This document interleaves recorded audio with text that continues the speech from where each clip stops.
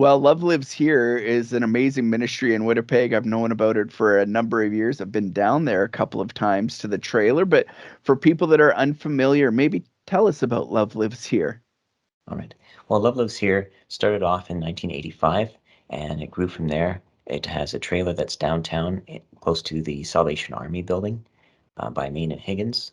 It was open on Tuesdays and Thursdays for quite a while, but with restrictions and different things, it kind of limited and scaled back to just the Tuesdays. So it's open on Tuesday night from 8 o'clock at night to 10 for those that are in the downtown area. And you open up these trailers and tell us what a night is like inside the trailer there. Sure. We start with a little bit of prayer beforehand. So just the volunteers are getting together at 7 o'clock. But then for those that are our guests would be coming there to have some food. We usually have some sandwiches, some pastries, coffee for those that are interested for it. And then we also have some live music and volunteers that want to just talk with people and pray with them. I follow the ministry on social media, and often I'll see videos shared of people worshiping in there and praying together in there. Must be pretty special to be a part of that and see people facing all sorts of adversity in life, but then they just come and they let everything go and worship. Yes, it's a great experience, and we're just so thankful that we have so many people coming by and great volunteers to be able to do what we do. And it's interesting all the different mix of people that come in there. A lot of people that are hurt and lonely, and we want to just be able to be comforting to them. Yeah. To give people an idea of how special this ministry is, in 2019, when the Bombers won the Grey Cup, they had a parade, and Yes. then the players went off to celebrate together. But Drake Nevis, his wife, and I forget who came with him, but another player, they came down to the trailer and they served people food. And that just kind of gives you an idea how special the ministry is and how special the people are that you minister to there. Exactly. Yes, I wasn't there the night that they brought their food, but we really appreciated Drake and his wife coming by and just giving us a little bit of more recognition in the social media sphere. But it's just great being able to praise God with those that are hurt and lonely that come by. What's the reality of the people that you minister to there? I imagine you see a wide range of issues that they're facing and dealing with. Yes, there's a lot of different things, a lot of restoration that's needed.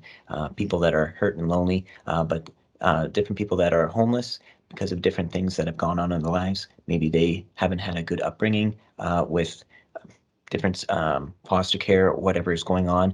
People maybe later on in life using alcohol or drugs to kill different pains and relieve themselves of fear.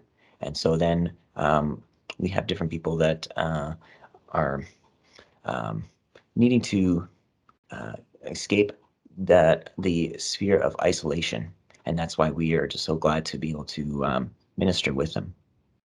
Now, Day for Freedom is a day we specifically look at human trafficking and praying for an end to human trafficking and how we might help people caught up in human trafficking.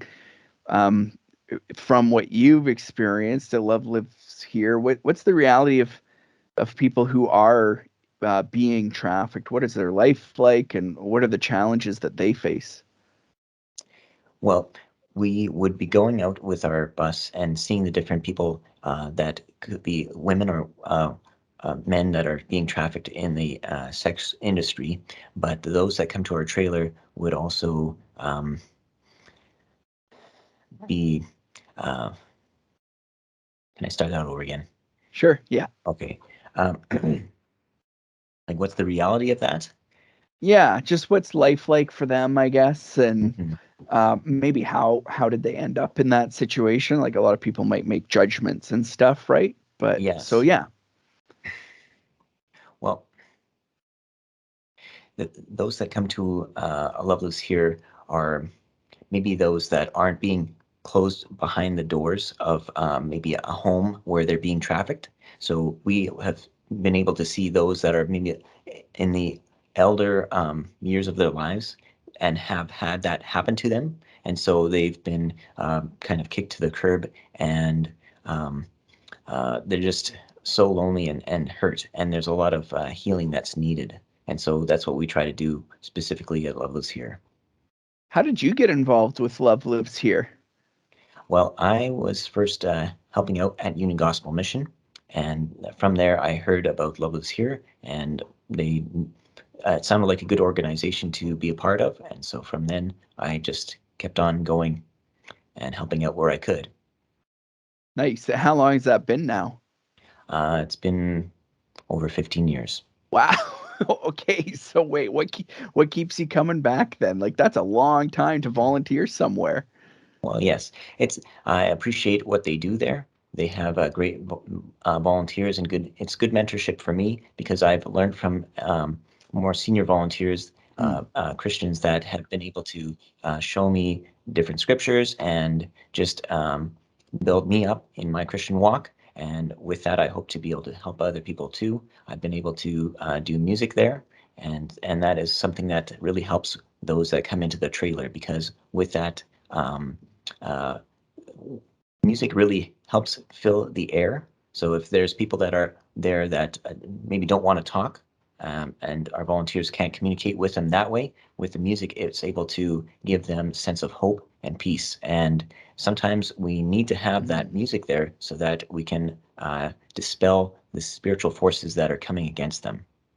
Yeah, Just for example, one lady came in there a couple of weeks ago, and we were just doing our private prayer time before we start our evening, and she was very distraught and getting upset with us, and she wanted to have a bit of a verbal confrontation, and she said after, like, I just want to hear a song, and so we said, okay, fine, and I played her a song.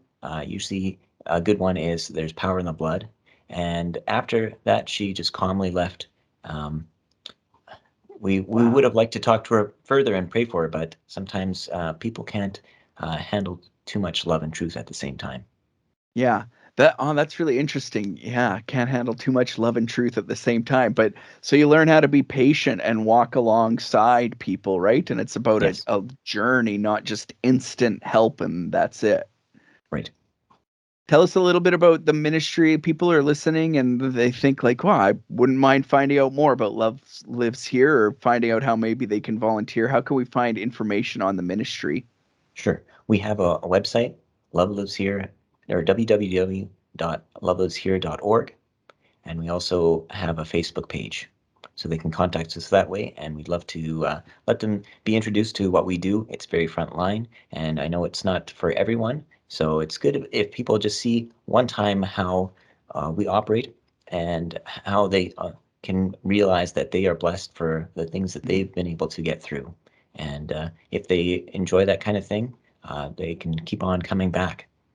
What Otherwise, I would encourage them to do whatever is best for them because there's a mm. lot of children's ministries that are out there or other ministries that really need support, and everyone can be a part of something. What would be at the top of your prayer list? How should we or how could we be praying for Love Lives Here and for people facing human trafficking in Winnipeg? Yes, we'd really appreciate prayer for Love Lives Here and what Freedom Prayer Network is doing. We need to have people giving us support and praying that the bondages of different addictions would be removed